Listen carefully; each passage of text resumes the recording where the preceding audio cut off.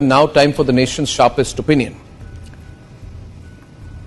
Viewers, Mark Zuckerberg has confessed, Mark Zuckerberg of Meta, earlier Facebook, has now confessed that he, along with other big tech companies, are partners with the American deep state. By deep state, I mean CIA, FBI, State Department and other secret assets of the American government known only to the White House. So Mark Zuckerberg has admitted effectively that over the years, these big tech companies have worked with them to advance the interests of the American deep state. This has now been published everywhere. The recent events in Bangladesh rode on the back of the involvement of the same American deep tech companies who the CIA, FBI and the American secret agencies work with.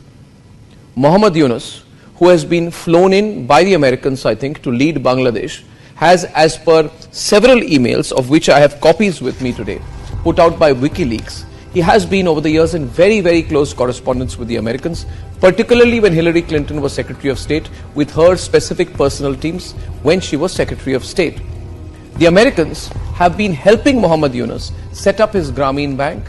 They have worked towards advancing the interests of Grameen Bank business-wise, and they've also been working to get him to agree to enter Bangladeshi politics. According to these emails and correspondence, this effort has been going on since 2007, which means that for the last 16 years or more, the Americans and Muhammad Yunus are working together.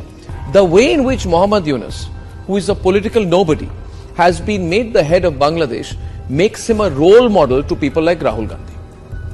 Rahul Gandhi will get very excited because Rahul Gandhi has been similarly, like Muhammad Yunus, has been in close touch with the Americans, and Rahul Gandhi has been effectively, overtly pleading with the Americans to enter and become influence peddlers in Indian politics. Now, ladies and gentlemen, since Narendra Modi went to Moscow recently and defied the Western media expectations that he would distance himself from Vladimir Putin, the American State Department, the American Embassy in New Delhi, and its deep state assets and machinery have become overactive. So they must have got instructions from Washington to target the Modi government. So they've become so active, they are doing PR activity. One day they flew down to meet Asaduddin Owaisi on the 12th of August. Then they quickly went to go and meet Omar Abdullah and Farooq Abdullah on the 26th of August in Srinagar. Then they flew down to meet Chandrababu Naidu on the 31st of July. Then they met Congress Chief Minister Revanth Reddy on the 2nd of August. You know, if you look at the way these American diplomats are behaving, it's almost like they're going to fight an election in India, or that they have been given the responsibility of forming an alternative political setup. It's embarrassing. What are you doing, American diplomats? Stop behaving like children. I know you got calls from Washington to meddle, but be classy about it. And in fact, don't do it, because we are tracking everything you do. The American embassy has also started, after these elections, they've started conducting workshops for Indian influencers on social media. They're calling it impact level work. So what they're trying to do, the American diplomats, they're trying to convince more Indian influencers to take a pro-America line, a pro-State Department line, a pro-American deep state line. The Americans think this way they will influence the influencers, and the influencers will do what they want them to do, and maybe in the course of it, through some usual American deep state techniques, they'll call it funding good journalism, or they'll call it funding impact journalism, or whatever like that. They'll keep giving bits of money to people they like. In fact, you should all do the research on which are the people, which are the organizations, which are those digital companies, influencers, who have been taking money from the Americans. Directly, it happens quite directly, $10,000, $20,000, $30,000. They give this money, and these Indians gratefully accept it. And that's how the deep state works. Ladies and gentlemen, the American deep state, which was, in my view, earlier supporting the Aam Aadmi Party, has now hitched completely and moved its forces entirely behind the NGO Congress ecosystem. Mark Zuckerberg's admission in all of this, that he has been a very loyal lieutenant, effectively, of the American deep state, brings into the open the big tech deep state conspiracy. The only difference is that between Bangladesh and India is that we are a larger country. We are a bigger country, we are a stronger country. And by putting out this kind of information, like I am doing to you right now, like Republicly is constantly putting out to you, we are doing this because we are preparing you, the viewers and supporters of the Republic Media Network, and the people of India, We are preparing you to be prepared for the onslaught of this conspiratorial, dangerous American deep state, American big tech, along with some political parties and leaders in India, their attempt to carry out an onslaught on Indian democracy. I believe this is an inevitability. They are working so hard on it, they will try to do it. Who are the people who will work with them in India?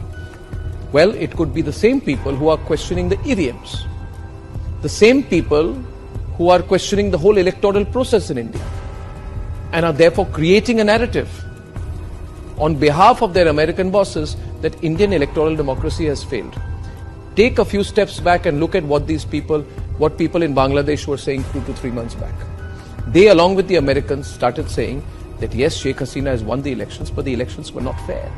The electoral process is not fair. Now, was the coup fair? Was the military coup fair? Was bringing in a political nobody like Muhammad Yunus, who is clearly an American agent, a deep state agent, and putting him as the face of a military government, is that fair to the Bangladeshi people? Is the crashing of the Bangladeshi economy fair? Are the killings of Hindus fair? Ladies and gentlemen, the people in India, the Mir Jafars, feel that if the Americans could make Muhammad Yunus the leader of Bangladesh, then they too can use the Americans as a springboard to come to power in India.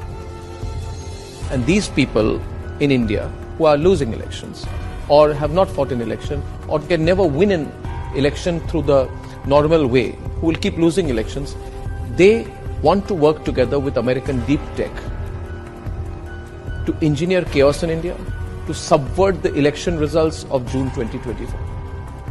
Now, in all of this, what do you need to do? What you need to do is to let everyone know what this American deep state plan is against Bharat. To forward this video, to tell every Bharatiya that this American conspiracy against India's supreme national interest has to fail. And that we together, the people of Bharat, should teach the Americans the geopolitical lesson that they fully deserve. Serve them a defeat. Teach them a lesson that only Bharat can. So we have to come together. Please spread this video as widely as you can, so that the Americans know that even before they think they can act against us, that we've got our lens on them. It is they who should be on the defensive. Ladies and gentlemen, it is they who must know the people of Bharat will teach them a lesson, if necessary, if they conspire against our interest.